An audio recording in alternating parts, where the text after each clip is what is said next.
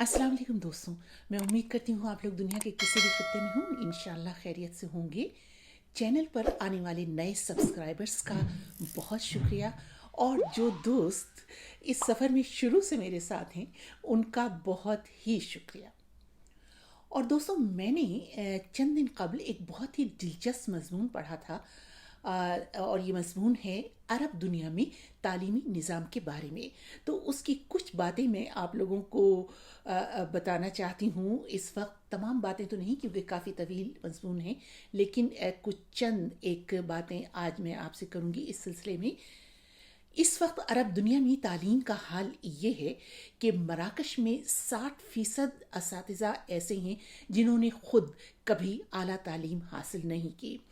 सिर्फ बहरैन में असातिज़ा की तरबियत का एक ऐसा इदारा है जहां अरबी ज़बान सिखाने की तरबियत दी जाती है। ज़्यादातर असातिज़ा रिवायती अंदाज़ ज़बान पर और रिवायती अंदाज में ये अरबी ज़बान सिखाने पर इन्हसार करते हैं, जबकि आप सब जानते हैं कि आम बोलचाल और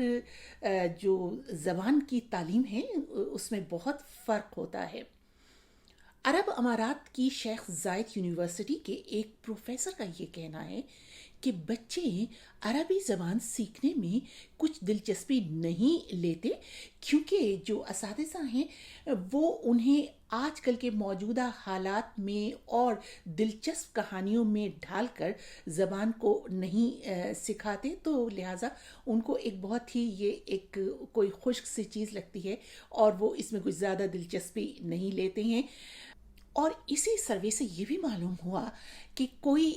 20 से 25% ऐसे वालिदैन हैं, यानी अरब आबादी का कोई एक चौथाई हिस्सा ऐसा है जो सोते वक्त अपने बच्चों को कहानियाँ सुनाते हैं।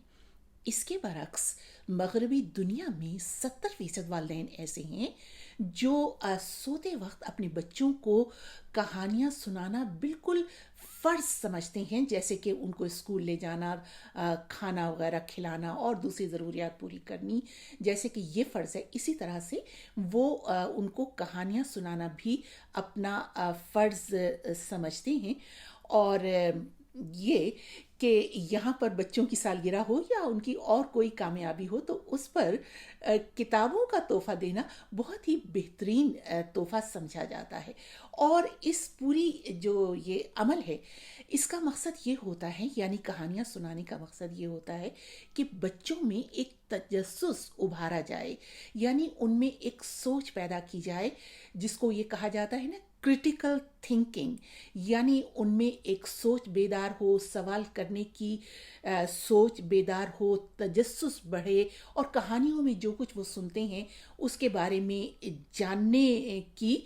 जुस्तजू उनमें बच्चों में पैदा हो। और यही मकसद होता है कहानियाँ सुनाने का कि बच्चों में क्रिटिकल थिंकिंग को उभारा जाए, बल्कि उसमें उनको तरगीब दी जाए। लेकिन अरब दुनिया में निसाब के अलावा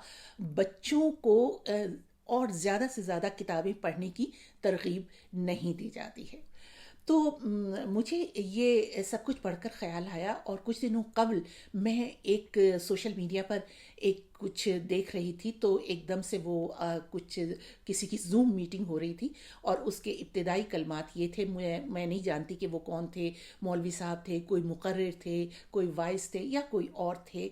तो वो ये कह रहे थे बिल्कुल इब्तिदा में कि इससे पहले कि मैं आप लोगों से गुफ्तगू शुरू करूं, बस आप लोग आंखें बंद करके अल्लाहू अल्लाहू का विर्द शुरू कर दें। तो अब आप ये समझ लीजिए और ये जान लीजिए कि इस तरह से करते हुए, आंखें बंद करके विर्द करते हुए, वो उन मुकर्रिर साहब को क्या सुनेंगे, क्या समझेंगे और क्या सवाल करेंगे। ये सब देखकर मुझे ये ख्याल आया कि हमारे मुल्क में भी बच्चों में क्रिटिकल थिंकिंग की तरगीब नहीं दी जाती और इस तजस्सुस को नहीं उभारा जाता। ख़ास तौर पर मैं इसलिए ये बात कह रही हूँ कि सोशल मीडिया पर अगर आप ट्रोल्स को देखें, जो किसी भी बात पर लोगों को सिर्फ गालम गलोच ही करते हैं, مثال کے طور پر میں دوسری عام لوگوں کی بات نہیں کر رہی، میں اپنے تجربے کی بات کر رہی ہوں کہ میں نے ایک ویلاگ کیا جس میں میں نے جو حکومت کے کچھ اقدامات ہیں ان کو تنقید کی ان پر، اور جیسے کہ حال ہی میں حکومت یہ کوشش کر رہی ہے کہ ملکی انتخابات میں الیکٹرانک ووٹنگ سسٹم کو متعارف کروایا جائے،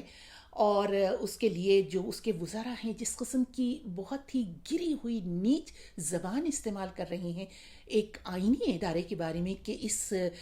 کو الیکشن کمیشن کو جلا دو، یہاں کے لوگوں نے پیسے پکڑ رکھے ہیں اس لیے یہ بالکل اپوزیشن کی زبان استعمال کر رہے ہیں، تو اس بات پر میں نے حکومتی وزراء پر تنقید کی اور جو الیکٹرانک ووٹنگ سسٹم تھا اس کے جو نقائص ہیں، اس میں جو کمزوریاں ہیں وہ بتائیں، اور یہ کہ کس طرح سے ملک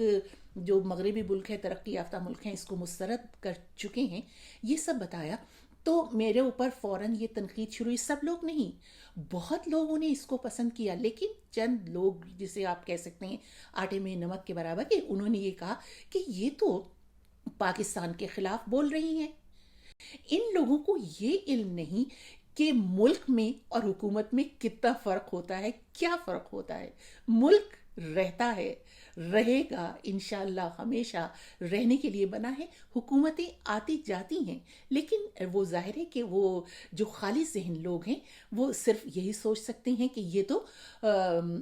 پاکستان پر تنقید ہو رہی ہے۔ اس کے بعد پھر ایک گفتگو میں نے کچھ اس قسم کا ذکر کیا کہ عالم اسلام میں یعنی مسلمان ملکوں میں علم اور سائنس کی ترقی کیوں نہیں ہو پا رہی۔ یہ ممالک جو ہیں ان کے پاس بہت پیسہ بھی ہے، جیسے کہ میں نے ابھی آپ کو عرب دنیا کا حال بتایا، ان کے پاس پیسے کی کمی بھی نہیں ہے، تو یہ سائنس میں پیچھے کیوں ہیں؟ کیا آپ بتائیے کہ عرب دنیا میں کوئی ایسی بڑی یونیورسٹی، نامور نامی گرامی یونیورسٹی بن سکی ہے جہاں پر سائنسی تعلیم کو بہت زیادہ فروغ دیا گیا ہو، اور آپ نے کوئی ایسی ایجاد کی ہو گزشتہ چند اشروں میں جو آپ دنیا کو فخر سے بتا سکیں کہ ہم بھی یہ کام کر رہے ہیں؟ لیکن ایسا بالکل نہیں ہو سکا ہے۔ تو جب میں نے یہ بات کی کہ آخر مسلم ممالک کیوں پیچھے ہیں، تو پھر مجھے چند لوگوں نے کہا کہ ارے یہ تو اسلام کے خلاف بات کر رہی ہیں، یہ تو یہودیوں کی زبان بول رہی ہیں، اور یہ تو ایک طرح سے مغربی ایجنڈا ہے جس پر کام کر رہی ہیں۔ اب ان کو ظاہر ہے کہ ان کو یہ سمجھ میں ہی نہیں آتا، ان میں یہ سوچنے سمجھنے کی قوت ہی نہیں ہے کہ میں کیا بات کر رہی ہوں، کہ ہمارا دین یعنی اسلام، اگر آپ قرآن شریف پڑھیں تو کم سے کم 54 مقامات پر یہ کہا گیا ہے کہ سوچو، فکر کرو، تدبر کرو، تفکر کرو، اور پھر آپ سوچئے 54 مقامات پر ہی کہا گیا ہے۔ اور جو سورہ رحمان ہے کہ اللہ کو کیا کوئی ضرورت ہے اپنے بندوں کو یہ بار بار جتانے کی کہ تم میری اس نعمت کو کیسے بھلا سکتے ہو، کیسے نظر انداز کر سکتے ہو، کیسے جھٹلا سکتے ہو؟ نہیں، بلکہ یہ اللہ تعالیٰ آپ کے اندر تجسس ابھار رہا ہے کہ جب وہ یہ کہہ رہا ہے کہ میں نے سمندروں سے موتی نکالے، میں نے زمین سے سبزہ اگایا، میں نے درختوں سے پھل نکالے، تو وہ ایک طرح سے آپ کو یہ بتا رہا ہے کہ اٹھو، سوچو، کام کرو، عمل کرو۔ تو ہم اسلامی دنیا میں کیوں پیچھے رہ گئے؟ اگر آپ دیکھیے، اگر آپ مقابلہ کیجئے تو غربت بھی بہت ہے اسلامی ملکوں میں، آپ افریقہ کے اسلامی ملکوں کو دیکھیے کہ وہ کہاں کھڑے ہیں۔ تو اگر ایسی کوئی بات کی جائے تو پھر چند لوگ یہ کہتے ہیں کہ یہ تو اسلام کے خلاف ہے، یہ تو قرآن کے خلاف بات کر رہی ہے۔ مجھے یوں لگتا ہے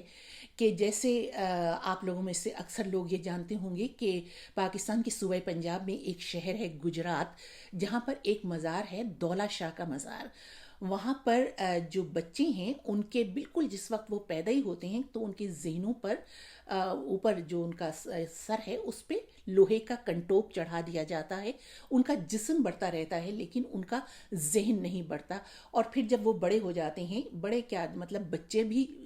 ہی ہوتے ہیں، تو ان سے بھیک منگوائی جاتی ہے، اور پتہ نہیں ان کے ساتھ اور کیا غلط کام کیا جاتا ہوگا، اس کا علم نہیں ہوتا، لیکن کیونکہ ان کا ذہن بڑھتا ہی نہیں، ان میں عقل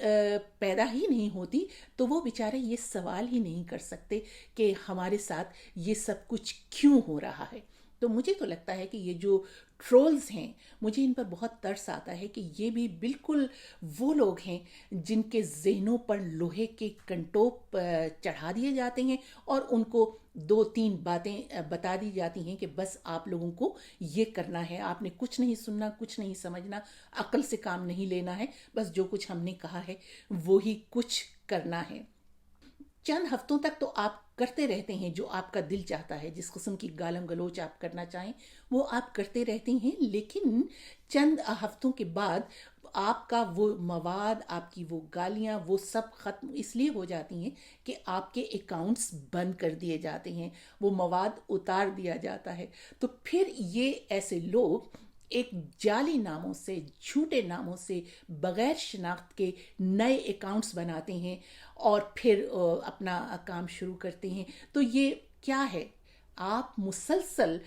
جھوٹ کی اور منافقت کی اور دوغلی زندگی گزار رہے ہیں۔ بالکل غلط رویہ ہے، غلط نظریہ ہے، ان کے اپنے لیے بھی اور پورے سماج کے لیے بھی۔ اس لیے میں نے اس پر بات کی۔ یہ سب کچھ جو میں نے کہا ہے یہ میرے اپنے ذاتی تجربات ہیں، تو اگر آپ لوگوں کو بھی ایسا کوئی تجربہ ہوا ہو سوشل میڈیا پر، کسی بھی جگہ، ٹویٹر پر،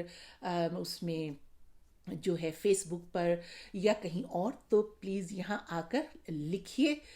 مجھے آپ کی رائے کا انتظار رہے گا، اور لیکن پلیز یہ کوشش کیجیے گا کہ اس ویلاگ کو پورا سن کر پھر اس پر تبصرہ کریں، مجھے بہت خوشی ہوگی۔ اجازت دیجیے، خدا حافظ۔